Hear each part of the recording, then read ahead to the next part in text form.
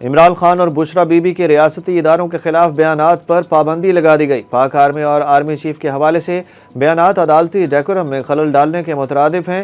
بانی P T I Imran Khan کی fair trial کی درخواست پر احتساب عدالت کے جج ناصر جاوید رانا نے بڑا حکم جاری کر دیا۔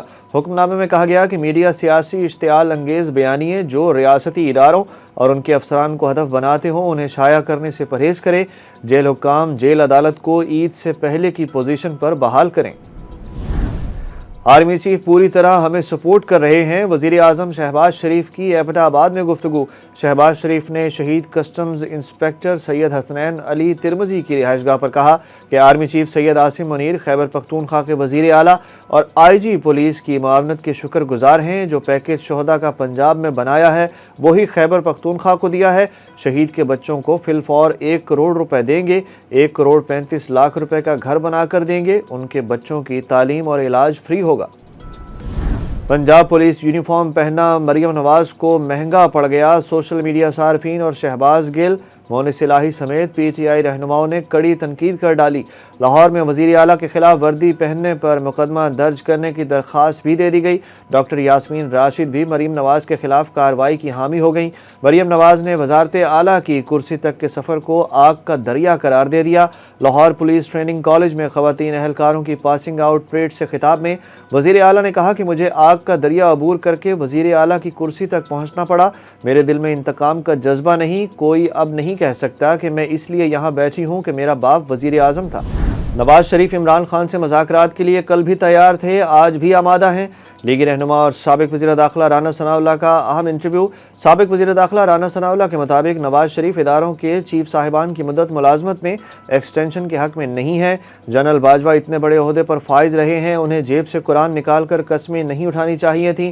ان کا کہنا تھا کہ نواز شریف کو علاج کی غرض سے عمران خان اور ان کی کابینہ نے لندن بھجوایا تھا۔ رانا ثناءاللہ بولے عمران خان سمجھنے والی چیز نہیں، انہیں اللہ ہی سمجھائے گا۔ عمران خان کی وہ مزاحمت نہیں ہے جو ان کی جماعت کی تھی، سانحہ ماڈل ٹاؤن طاہر القادری نے خود کرایا تھا۔ عمران خان نے سعودی عرب سے متعلق بیان پر میری سرزنش کی۔ تحریک انصاف کے رہنما شیر افضل مروت کی اڈیالہ جیل کے باہر میڈیا سے گفتگو۔ شیر افضل مروت نے کہا کہ لطیف کھوسہ نے پبلک اکاؤنٹس کمیٹی کے لیے حامد خان کا نام لیا تھا۔ حامد خان تو سینیٹر ہیں، وہ چیئرمین پی اے سی نہیں بن سکتے۔ پی ٹی آئی میں کوئی فارورڈ بلاک نہیں۔ انہوں نے کہا کہ بانی پی ٹی آئی نے صاف کہا ہے کوئی ڈیل نہیں، کوئی مفاہمت نہیں۔ عمران خان نے کہا کہ قوم کے لیے ضروری ہے اپنی اڑان بھرے۔ چیف جسٹس پاکستان کا نسلہ ٹاور کی زمین بیچ کر الاٹیز کو معاوضے کی ادائیگی کا حکم۔ کراچی میں رینجرز ہیڈ کوارٹر سمیت تمام عمارتوں کے باہر سے رکاوٹیں ہٹانے کا حکم بھی دے دیا۔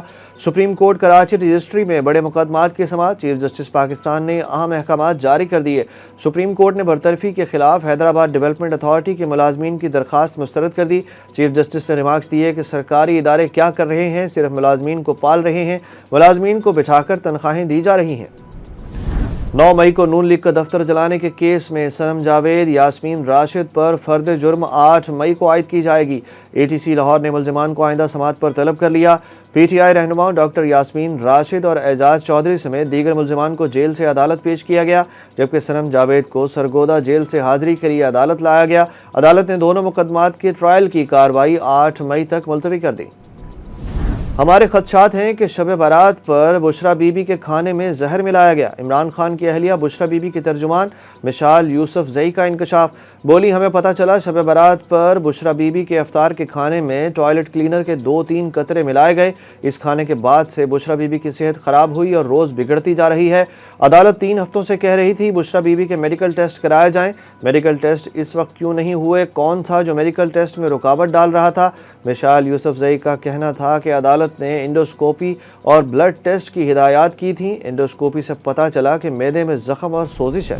موٹر وے پولیس اہلکار کو کار سے روند کر فرار ہونے والی خاتون کو عدالت نے 14 روز کے جوڈیشل ریمانڈ پر جیل بھیج دیا۔ راولپنڈی کی مقامی عدالت نے پولیس کی جانب سے خاتون فرح کے جسمانی ریمانڈ کی استدعا کو مسترد کر دیا۔ عدالت نے ملزمہ کے وکیل کی درخواست پر فرح کو جیل بھیجنے سے پہلے ان کا طبی معائنہ کرانے کا بھی حکم دیا۔ ملزمہ کے وکیل کا کہنا تھا کہ پولیس نے بدھ کے روز جب ان کی موکلہ کو اسلام آباد سے گرفتار کیا تو اس دوران انہیں تشدد کا نشانہ بنایا گیا۔ ملزمہ نے زخموں کے نشانات متعلقہ جج کو بھی دکھائے۔ پیشی کے موقع پر ملزمہ فرح کو پولیس کی بھاری نفری عدالت لائی۔ پاکستان اور نیوزی لینڈ کے درمیان چوتھا T20 میچ آج محمد رضوان اور عرفان خان نیوزی لینڈ کے خلاف سیریز سے باہر ہو گئے۔